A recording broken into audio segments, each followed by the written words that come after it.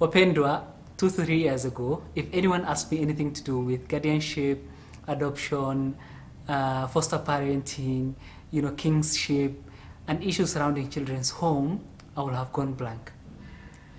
So today, I've invited an awesome guest, a lady with a big heart, who went through this journey as a foster parent, so that we can have an intimate discussion on issues surrounding children's home, foster parenting, and what we can do as a society. This conversation will be informing and educational, and if you're lucky, it might even be inspirational. Thank you for joining us. Let's roll.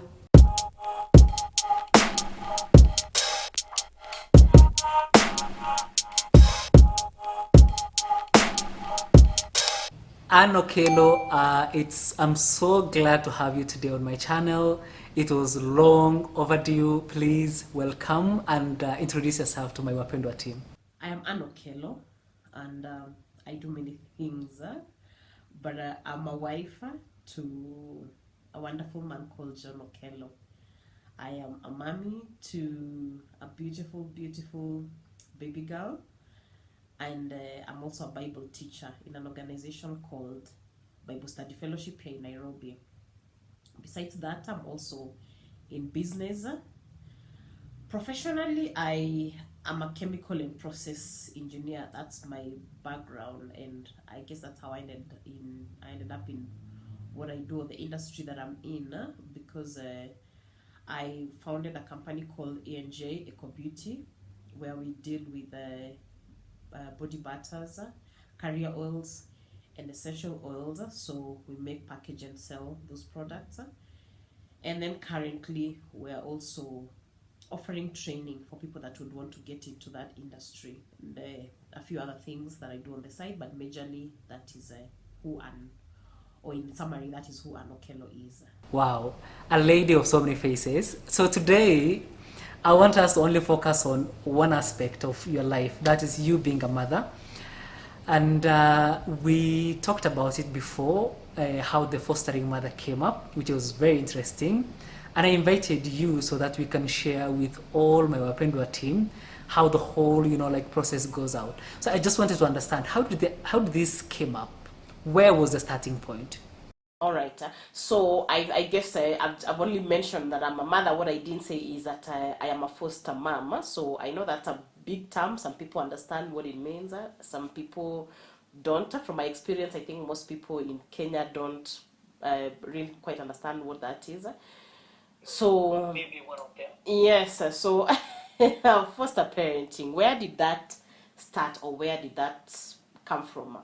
I think let me start from, and it's how you and I know each other. We are in this group called Trek, the Trek Kenya, and what we do in that group is we travel, we tour the country on a budget. That's what's usually exciting about that group. And every year we will also find something that we can do as a group that's geared towards giving back to the community. And so we do several things, and one of those things is visiting children's homes. So we are in 2021 now. In 2019, is it 2019? No, 2018. We visited, yes, 2018. We visited a children's home in Isinya in December. And when we did, we were just going to have a Christmas day with them. So cook together, have the day together, play with them, and what. And at the end of that, the guy who runs the children's home shared something that was very interesting. I had never heard about it before. And he basically had a plea to us and those that we know that we be willing to take up these children during the school holidays. So it was not even anything long term. It was just take up these children during the school holidays, let them stay in your homes for the specific purpose of giving them exposure to a family life. And I say that because you find the children that have been there since birth, and they'll be there until they're 18 years old when they have to exit, and they've never had a taste of what a home feels like, what a family setup feels like. And so his plea was, one of the ways that you can help, besides the things that we were doing for the home at that point, he said one of the ways you can be involved is take up these children during the school holidays, stay with them over the holidays, and then bring them back. That way you give them the exposure. And of course, there's a long process to that. I mean, you can't just walk in and say, I am picking a child. Okay, before even we continue, I just wanted us to take some moments and discuss this concept of, taking children for holidays so that they can have that exposure to family setup. The first thing I wanted us to talk about, which I know so many people have no idea about, is children who are brought up in orphanages or children's nanny home are supposed to exit by the age of 18. Tell us more on what are the requirements, what are the conditions, what do they look at for you to be given the chance of, adopting a child for just a school holiday time. So the word is foster because adoption is a completely different thing. Okay, so sorry. the word is adoption is a completely different thing. And Okay. now that you mentioned it, you also mentioned that there's very different ways of helping those children or taking those children in. So there's foster, there's guardianship, there's adoption, there's kingship, there's many kinship, which I mean there are many things.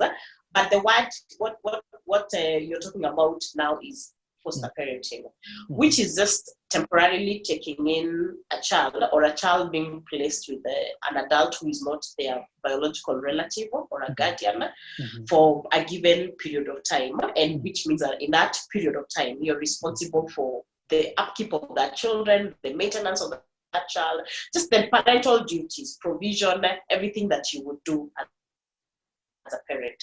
So going issue of 18 years old, that was a shocker for me. Even I didn't know, but by law it at 18 years old unless something has changed now in the Children's Act. So what happens then, my understanding is that there are institutions in Kenya which are centered towards taking in those who are 18 and helping them transition to, as we know it out here, but not all those children get an opportunity because again, I mean, it's also dependent on what would I call it, availability of space and things like that. So there are those ones who, when they leave at 18, I mean, they literally have to go and start life on their own. So like the children's home has to go and get a small room somewhere for them and rent it out for them, and they start life. So there's different dimensions and it can go different ways or various ways. However, I know that the priority should be, I don't know if it is, but the priority should be the homes getting the children's department and the children's homes, some people call them orphanages, getting a home where this child can settle and start life from there with people to hold their hand and support them. So that was a bit of a shocker for me. I mean, I think I got to learn so many things in the process of getting to understand the administrator's plea. And you've mentioned the issue of the requirements. So what happened for us is, because I guess I can only speak of our experience, because what happened is, of course, we all went home, everybody went home, but when we went home, we said with my husband, I mean, we can do this, why not? This is a school holiday, it's just a month or 2 months, we can do that. And so we went back and we talked to the guy, and that's when we got to understand what the requirements are. And the requirements are several, because I would just call it vetting, actually. I would just call it vetting in simple terms.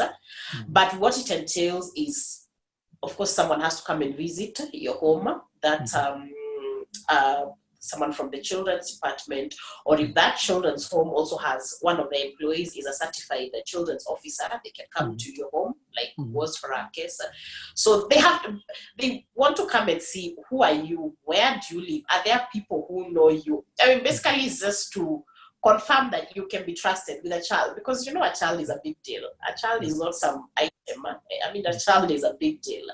So the vetting would involve them coming to see you, see where you live. I know some of them you can choose to do the background checks on you by probably talking to the neighbors or something like that. But for us, I know for sure some of the things that we had to do is we had to get a reference letter from the chief. So we had to get a reference letter, some reference letters from people who know as well. For us, it was our pastor and a few other people. We had to get certificates of good conduct. So there's quite a process. and I guess at the end of the day, like I say, it's just to confirm that you can be trusted. The guy came in to see where we stay and things like that. And I think also what made it a bit straightforward for us is because we already had a relationship we already had a relationship with this home. So I think it's also a bit easier when you have a relationship with that home, or you're referred to someone who already has a relationship, because then they have a point of reference. So for us, we had to provide all those documents, and eventually the guy said, okay, we are good to go. When the schools close in, now remember this is December, that we've gone to visit the home, we've come back to Nairobi, we've gone back, and so he said, okay, in April we can start this. So now we are talking about April 2019. Yes, April 2019. So we went back in April.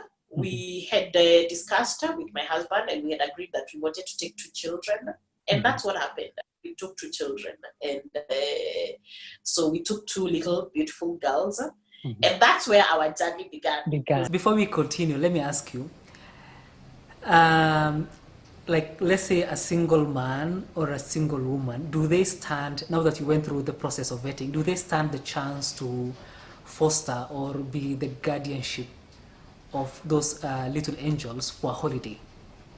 Yeah, the Children's Act that is in existence right now, I know that single men are not allowed to do that. And I don't know if I would say, I do not know what the concept behind it. What informs, like, we only preempt what informs that, but yeah, single men are not allowed to. Single women can. It's not always, but they can. And I know single ladies, for example, if you wanted to take a girl, that is easy and straightforward. But I know the priority would be couples. However, I don't say priority in terms of to me that is discrimination. I don't think there's any. I think at the end of the day, also the children's department is also trying to look at the best interests for this child. So and I guess a couple of advantages would come from a setup where there is a man and a woman. So a single lady can take a girl. I don't know about a boy. That I think someone would have to check. But for single men, that one I know they're not allowed. Okay. Now, we are in April 2019. You had a discussion with your husband to foster 2 little angels. He agreed. And both of you guys now are going back to the children's home to pick them. Tell me about it. How was that? So before this happens, remember we visited in December. So this whole conversation and this whole arrangement has been going on between December and April. So we actually made a trip back in between. So we didn't just show up. So we made a trip back, and we had met all the children in December. But when we went, we said, okay, we had interacted with a few children, and there was, you can remember, I saw this one, this girl or this boy. When we went, we actually didn't have any preference ourselves. We just went and told that guy, you make the decision. You give us children. But we had an age gap. We said probably above 4 to about 10 there, because we didn't want a child that's too young, because we felt like our home setup wouldn't accommodate some of their needs. Even though that children's home also doesn't have children below the years of 4. But we didn't know what we'd find when we went. We didn't know if we would find any, because at that point we didn't know if they take the younger one. So we gave the age specification, and so when we went. We got to meet the 2 girls that we were going to take with us.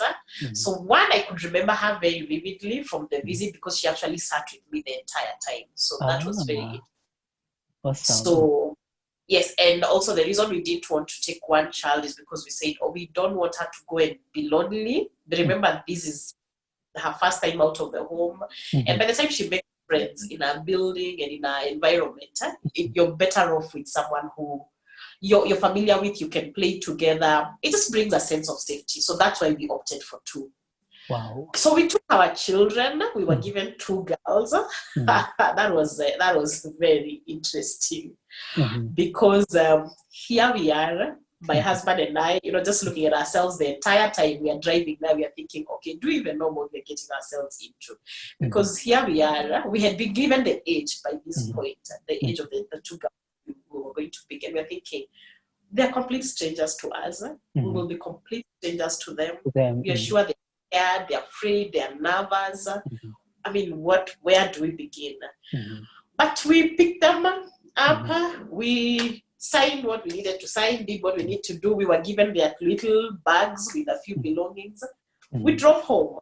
Mhm. And the interesting thing is, I think they are trained or they are told in advance Mhm. that when they go to a home, they Mhm. call the lady of the house mom and they call the man of the house dad. So that was not a struggle. Immediately, the girls, if they wanted to address me, they'd say mom, and if they wanted to address my husband, they'd say dad. Mhm. And that was it just hit me so hard. I'm like, okay, do I even know what I am getting myself into? Mhm. And there's something that I forgot to mention, Abdi, which is very important. I'm sorry, Anne, we have to go for a short break, but please hold on to that thought. I'll come back to it. Wapendwa, all I want you to do is subscribe, hit that notification button, and come back. But I have one question for you guys before I let you go. When was the last time you visited Children's Home? Please share your experiences and what you have seen, how other people can help in the comment section below, okay? Thank you. So we do April, and when we did April, something happened that really, I think, was a turning point for me. Okay. Because when they came in April, I had planned to go home with my parents, that's my mom and my dad. And my husband wasn't coming with me, so I was gonna go by myself. And I said, okay, let me go with the children because I can't leave them. It was just for a few days. I didn't want to leave them with him because I think he'd also be overwhelmed.